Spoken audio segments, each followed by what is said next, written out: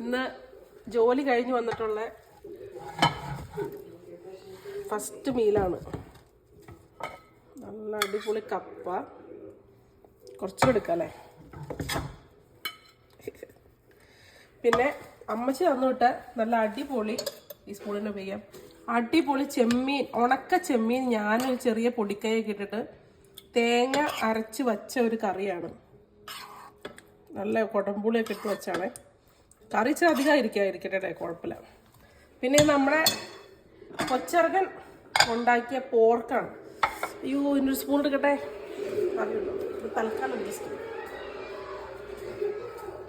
Pork fry. നമ്മുടെ ഇവിടെ grocery ഷോപ്പിൽ നിന്ന് മേടിക്കുന്ന പോർക്കാണ് കേട്ടോ.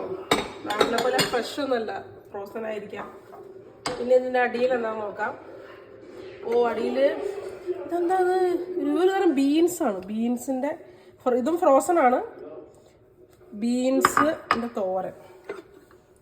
ഓക്കെ, മിസ്സി ഞാൻ തന്നെ ഉണ്ടാക്കിയിട്ട് ഞാൻ തന്നെ ടേസ്റ്റ് പറയാൻ വലിയ രസമൊന്നുമില്ല.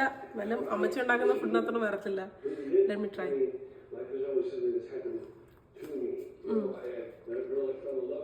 ഉണക്കച്ചമ്മയുടെ ടേസ്റ്റും തേങ്ങയുടെ കൊള്ളാം.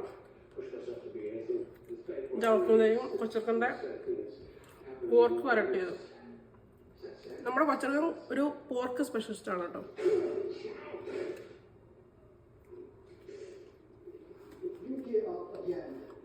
അടിപൊളി. ട്രൈ ചെയ്യുന്നില്ല. Okay, thank you.